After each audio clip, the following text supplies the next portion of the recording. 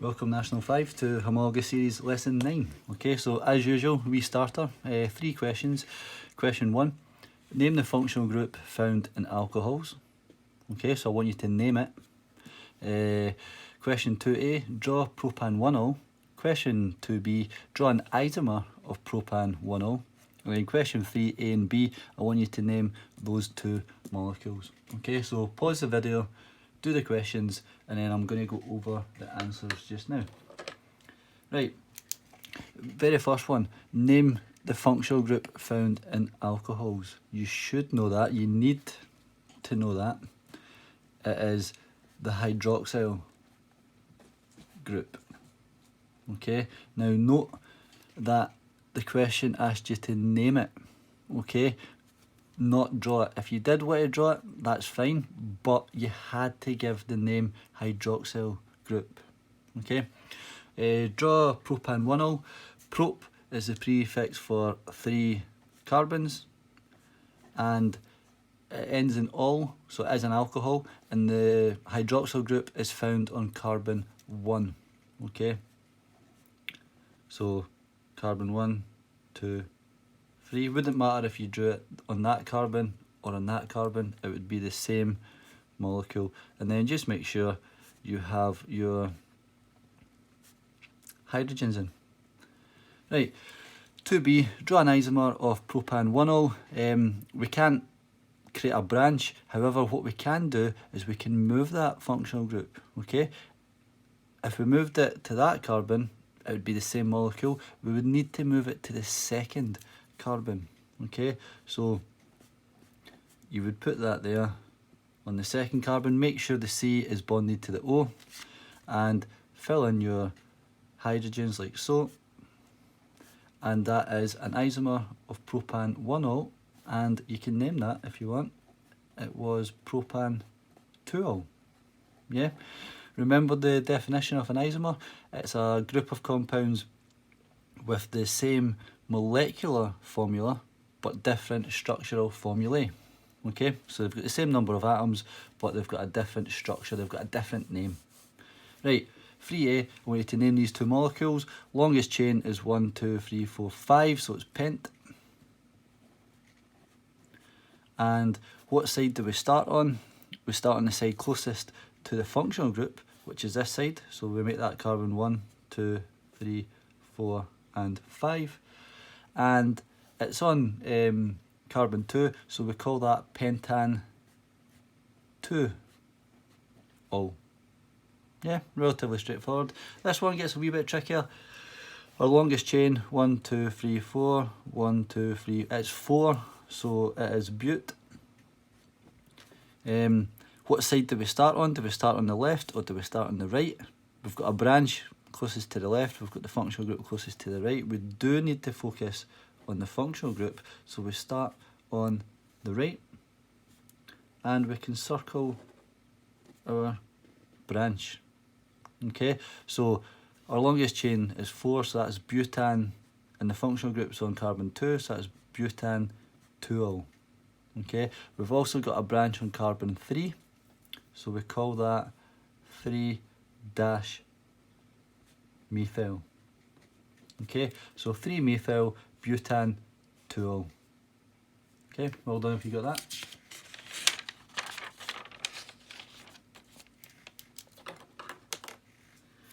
Right, so our heading today is properties of alcohols. We note first of all, so in previous lessons you learned that hydrocarbons, okay, so our 3 hydrocarbons that we did were the alkanes, the alkenes, and the cycloalkanes. So you learned that hydrocarbons were insoluble in water. Okay, so All that means is that alkanes, cycloalkanes, they do not dissolve in water. Alcohols, however,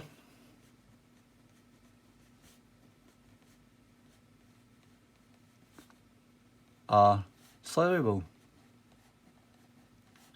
in water. So they do dissolve in water, and you need to know that. You need to know that your hydrocarbons don't dissolve in water, and you need to know that your alcohols do dissolve in water. Okay? Right.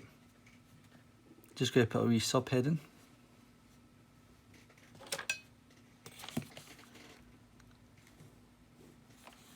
Uses. So what do we use alcohols for? Now the obvious one is we use alcohols for drinks. Okay? However, the SQA will never give you that as an option. Okay, it might say, the question might be, as well as drinks, what else can alcohols be used for? And alcohols have another 2 uses. Okay? So 2 uses that alcohols can be used for.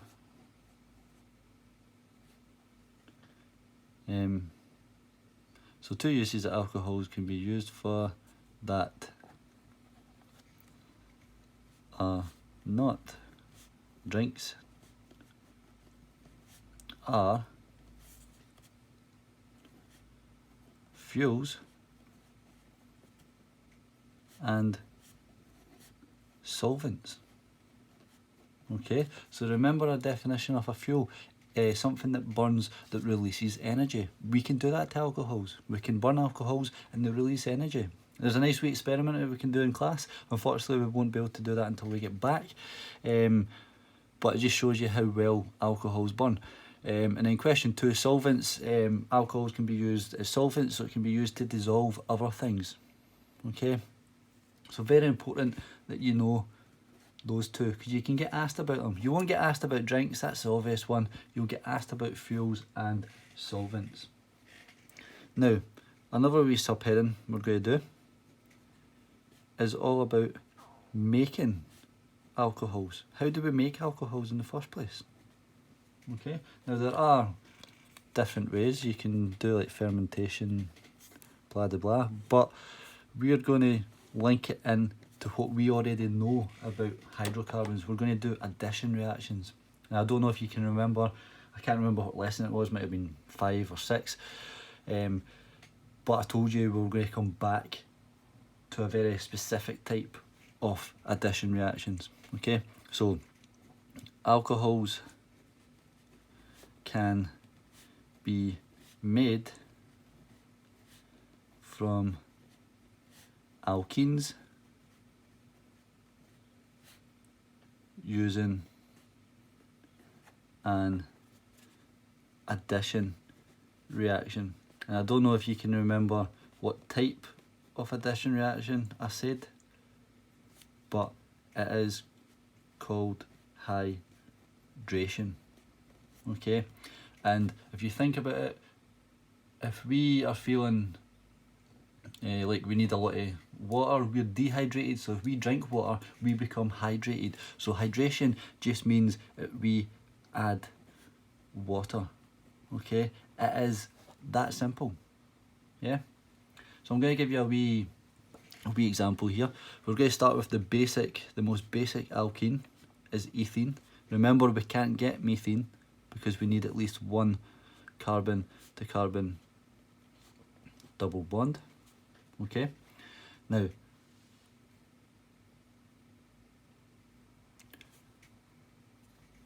water, again I'm just going to put this up here, water you should know is H2O. However, if I draw that out, water looks like that, and it's got an angular shape. Okay, because it's at an angle, it's an angular shape. Now what happens,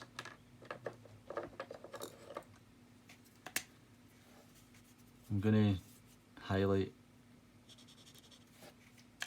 2 parts to this. Okay, so we've got a H and we've got an OH part to the water. Okay, now what happens in addition reactions, we should know that the carbon-to-carbon double bond breaks and it turns into a single bond. Then that H adds there. So this bond here in the water breaks and that H gets added to there, and then the OH gets added to that carbon. Okay, and what we're left with is we've got two carbons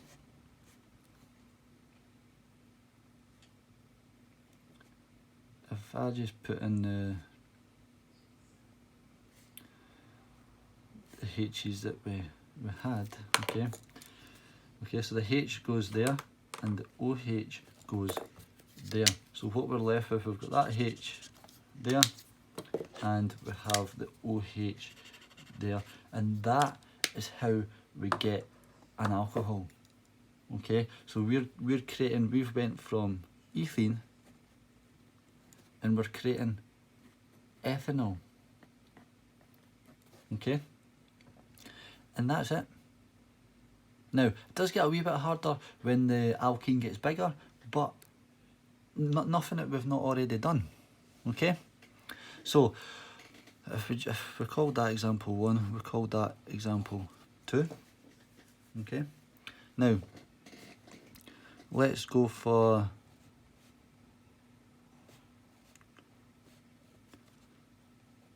propene.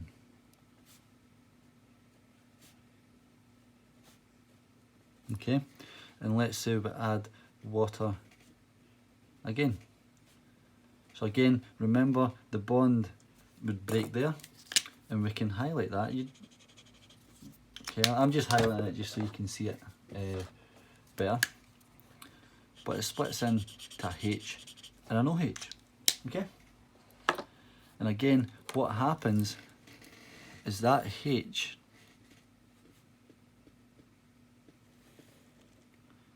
can go there, and then the OH can go there.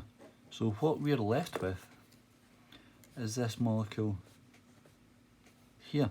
So if I just draw in every single hydrogen that was there beforehand, okay, remember it's going from a carbon-to-carbon double bond to a carbon-to-carbon single bond. Okay, so the H went there and the OH went there. So that's our two things that we added there. Okay, so we've went from propene and we've went to propan 1-ol. Now, some of you might be thinking something else could happen. Okay, you're absolutely right. Now, if we took propene, okay, again, we've added water. If I just highlight it again, like so, what could also happen is that, if I do this on a different pen actually, is that the OH, instead of adding the OH to that carbon, the OH could add to that carbon, and the H could add to the last carbon. Okay, so what we're getting is a completely different product.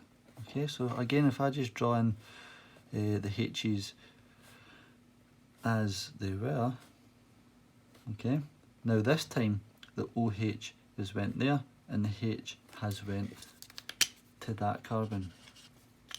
Okay, so now we've got a different product, we've got a different isomer of alcohol. We've got propan 2-ol.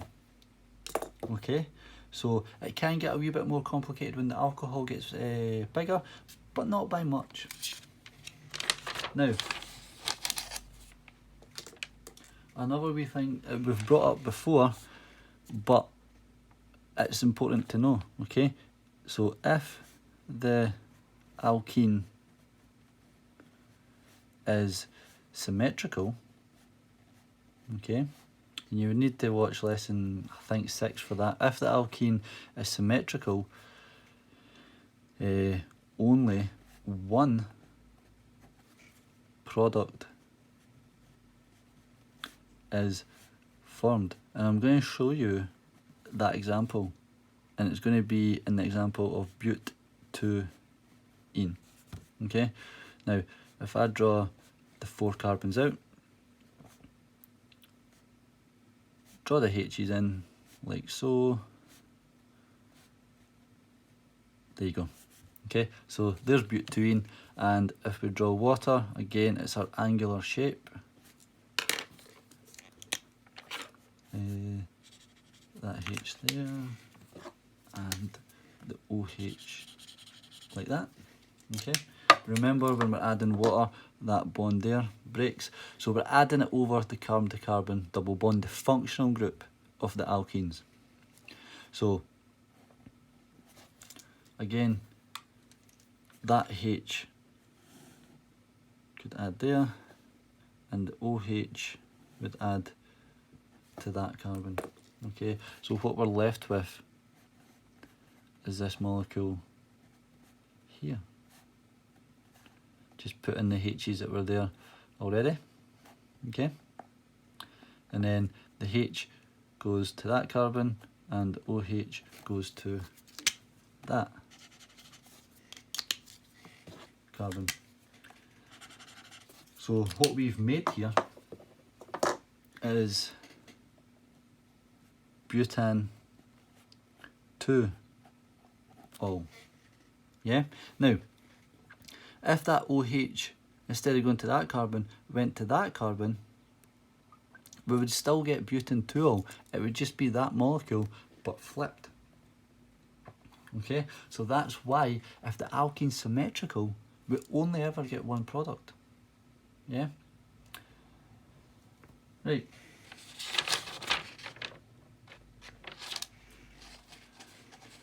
The last thing I want to do, okay, and this is very, very important, is boiling points.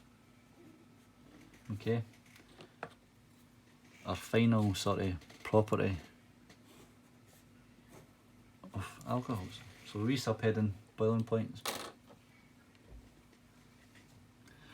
Now I'm going to bring you back to the past when we did atomic theory in 3rd year. Don't worry if you've completely forgotten, we do go over it again. So I'm just going to give you a wee note. So the intermolecular forces that hold molecules together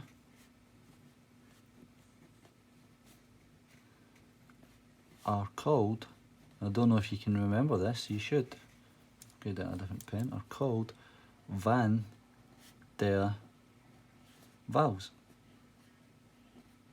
Okay? And the key thing about this is probably a big thing. The more van der Waals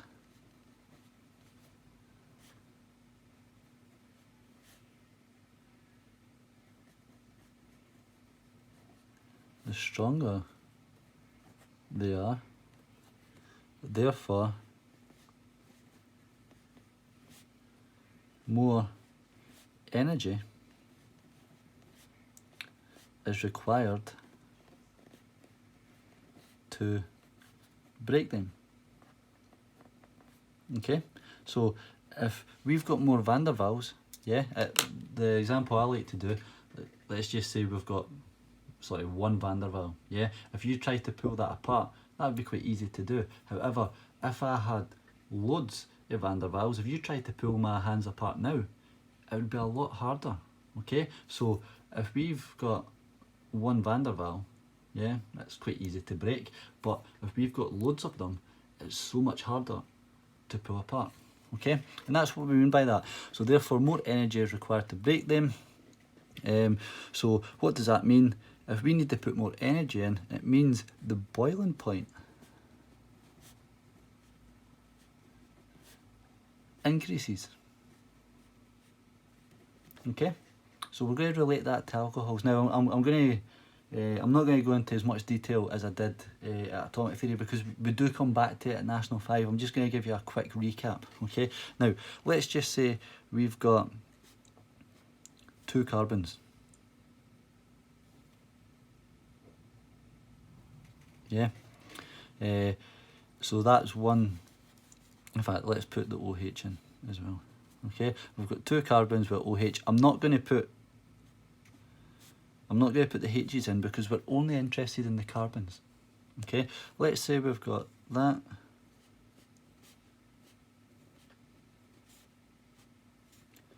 Okay, so we've got 2 molecules of ethanol. Now, what we're going to get a van der Waals.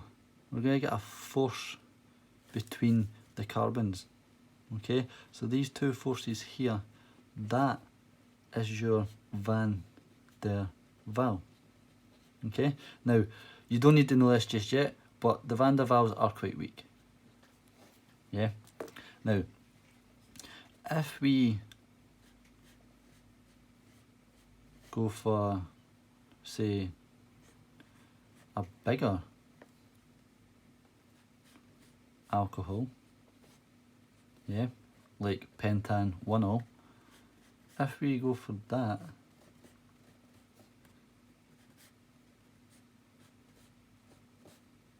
oh my god, what we're going to get, do you think we're going to get more van der Waals, or do you think we're going to get less van der Waals? Let's draw them in.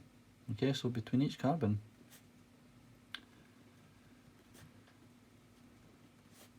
we're going to get a force between them.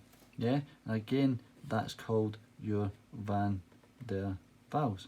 And again, they're still weak. It doesn't matter how many van der Waals, they're still quite weak. However, what one is going to be harder to pull apart? The one with just 2 van der Waals, or the one with 5? Yeah, again, think about it with the fingers. What's going to be easier to pull apart? Having your 2 fingers or having your full hand and your thumbs?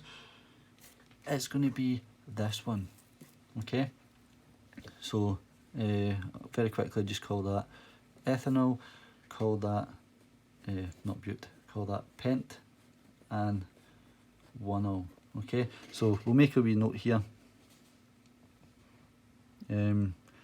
Due to having more carbons, pent and 1-ol will have more, and because there's more, we can call that stronger.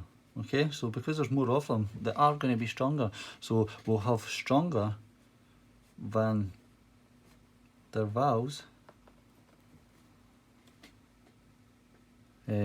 forces.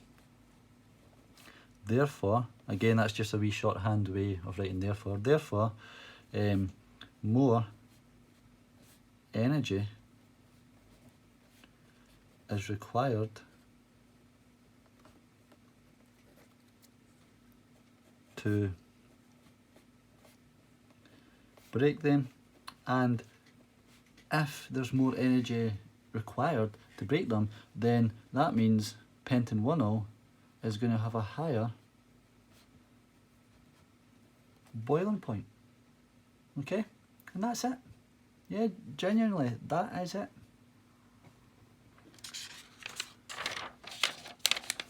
So just I'm just going to do one wee question, and then I'll recap it, and then that'll be us.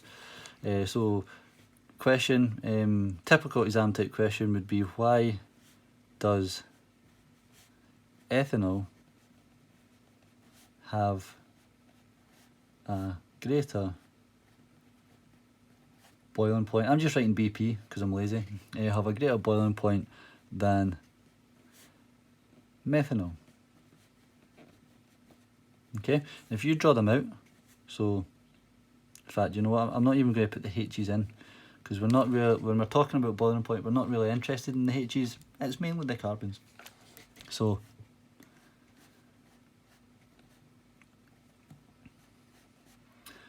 and the OH group, but we'll go into more detail about that at higher. So, if we have two of them, like so, split the page, yeah, what one's going to have more van der Waals? Now, it should be screaming out to you, even without drawing this, that ethanol will have more van der Waals. And why do they have more van der Waals? Because they've got more carbons. Okay, and that you need to be bringing that up. So your answer to this question, okay, very much like what we did yesterday, due to having, not yesterday, sorry, previous page, due to having more carbons, ethanol will have, again, more van der Waals, but because there's more, we can use the word stronger. So ethanol will have stronger van der Waals. Again, remember van der Waals are just the forces that hold molecules together, so they've got stronger van der Waals. Therefore, more energy is required to break them. Yeah, and if there's more energy to break them, well, energy required to break them, ethanol is going to have a higher boiling point. And that's it. Yeah, quite straightforward, but you need to make sure you are looking over your notes. I tend to recommend every night, 5 minutes a night, look over your notes. So, we're just going to recap on everything we've done. So again, we spoke about how alcohols are soluble in water. Yes, they dissolve in water, whereas hydrocarbons, alkanes, alkenes, cycloalkanes don't. Uses, as well as drinks, we can use alcohols, we can burn them for fuels, and we can use them as solvents. Okay, how do we make alcohols? It's an addition reaction. What type of addition reaction? Hydration. Okay, so we're adding water over it. Remember, the water splits into two parts, H and OH. The H goes to one carbon of the double bond, and the OH goes to the other carbon of the double bond. If the alkene is asymmetrical, we're going to get 1, 2 products. If the alkene is symmetrical, we're only going to get 1 product. Okay, and then last wee bit was just about boiling points. Okay, remember, van der Waals is just a force that holds the molecules together. The more van der Waals we have, the more energy we need to put into it. And how do we get more van der Waals? Due to having more carbons. Okay, so make sure you are recapping, you're looking over your notes. Daily basis, 5-10 minutes a night, that's it. Okay, and that will put you in a great position when we come back in August. Right, thank you.